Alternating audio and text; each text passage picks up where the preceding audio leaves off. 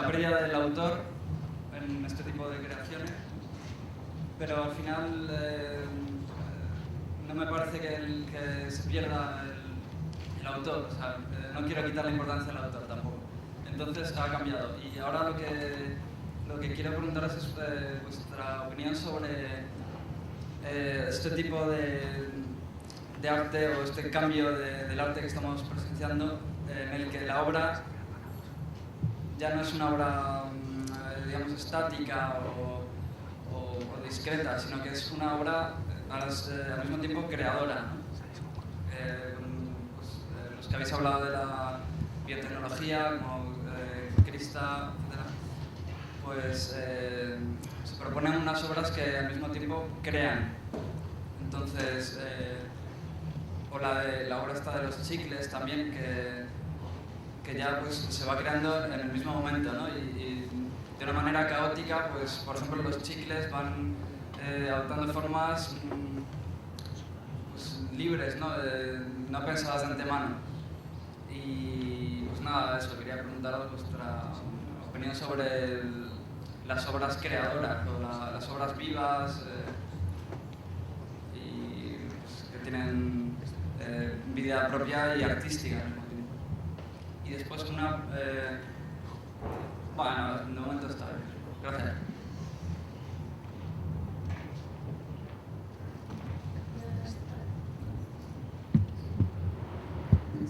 Yeah, I think you recognize that what many of the works.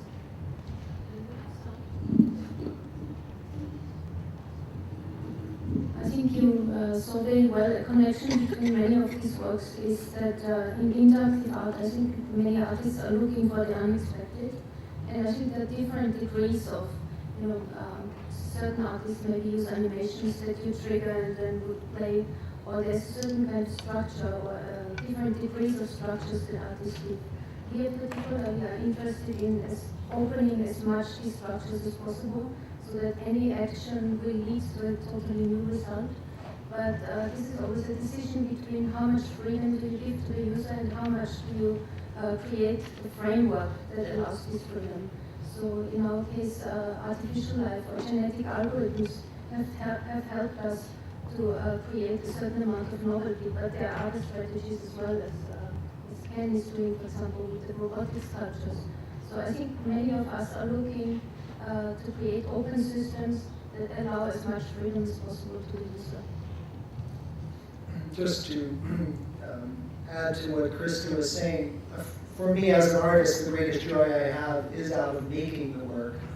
And in a sense, really what I try to do with my work, in essence, is open that up to the audience. And it's through interaction that we find people are most invested emotionally to the making of the work. So in a sense, every interactive work, be it a work that involves voice, or work that involves your pulse, or one that may involve your body position, really it's a kind of collaborative work between a living thing, a sensing thing with feedback, dynamic feedback, and the work itself. So the artist, in essence, is perhaps just really setting the stage.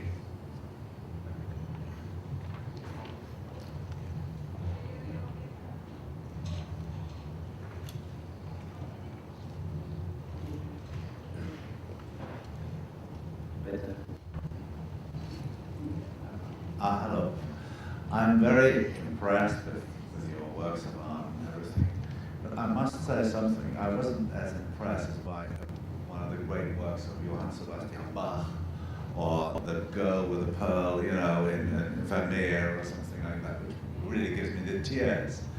And I think maybe you are just experimenting, an experimental phase, and the deep emotions will become later. Would you agree with that view? Anybody want to respond to that? I think I have a question for you. What is it in particular that gives you the tears when you look at the girl with the No pearls? idea what's how that. This is a big secret. That would be really interesting. Just as a comment, it's interesting to think that perhaps Vermeer was maybe one of the first photographers. Yeah. Since it's well rumored that he was using some kind of a lens in order to reproduce those works. So I'm also deeply moved by this work, but I think this is a very different class of work. I think it's, if you will, part of the evolution of art, but also the evolution of communication. I think when we pet a cat or a dog jumps on us and gives us a big lick of its tongue, it's a very exciting experience because we're interacting with it, or interacting with a child, or your lover for that matter. To me, those are, in essence, some of the models of living systems or interaction that I think we all think about and employ in our own work. So I think Vermeer is a great artist too. Thank you.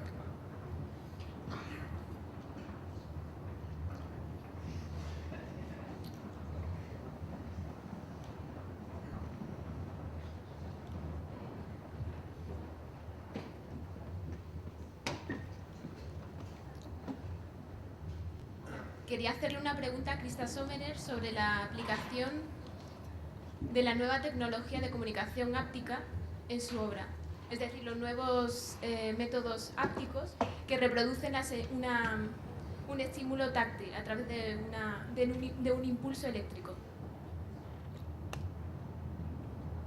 And what exactly is the question?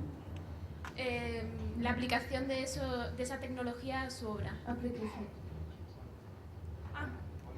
Sí, probablemente los mecanismos que podría utilizar en su obra para ampliar el sentido del tacto.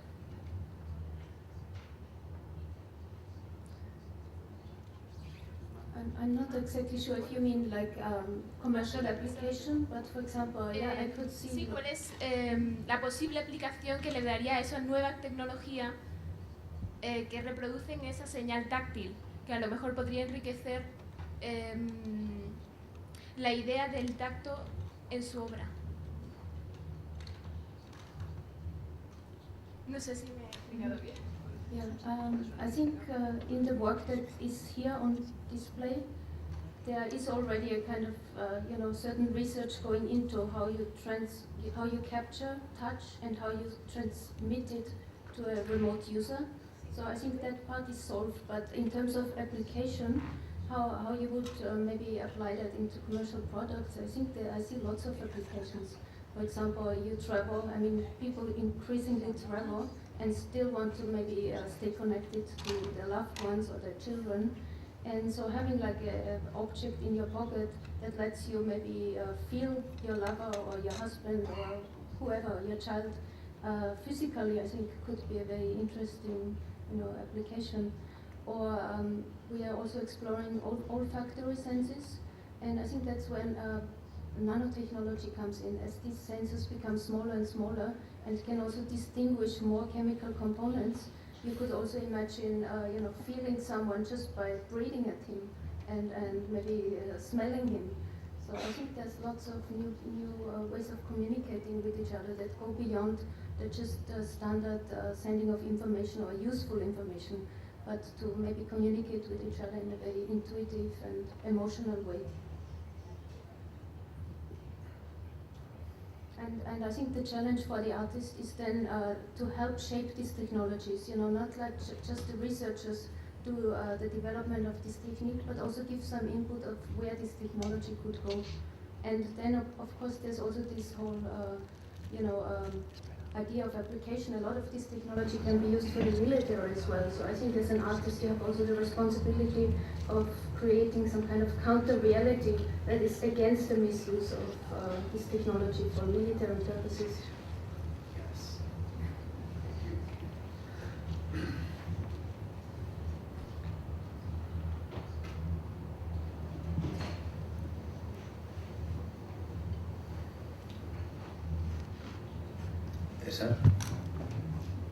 Bueno, yo quería agradecerles a todos los artistas que han cruzado la frontera entre el espectador y el creador, que han logrado que el espectador sea partícipe de la creatividad, convirtiéndola en una creatividad para pasar de ahí a la creafectividad. A mí en lo personal, todas las ponencias han sido muy emotivas, han permitido transgredir ese orden, ese mito de la creación, convertirnos en partes activas de todo este momento insólito que es el de crear, el de llevar a cabo, el de establecer, el de consolidar una acción con el sudor de su mente, ¿no? Y con el sentimiento tan profundo que implica involucrarse en un acto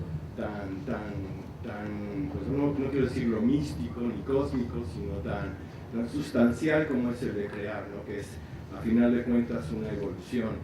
Ayer veía a Lieberman, una especie de Bobby McFerry tecnológico, ¿no? Haciendo sonidos estrafalarios visuales, ¿no? La forma en la que Rinaldo involucra, ¿no? a unos seres vivos para que nosotros también seamos conscientes de otra manera. Y creo que pues, los que estamos aquí hemos sido un poco tímidos con el aplauso, y a mí me gustaría que aplaudiéramos toda esta parafernalia creativa, emotiva, porque creo que han llegado a cruzar esa frontera tan emotiva que es la de que el espectador también sea un agente activo de la creatividad. Así que, si me lo permiten, yo voy a hacer un aplauso y si alguien quiere seguirme, pues adelante.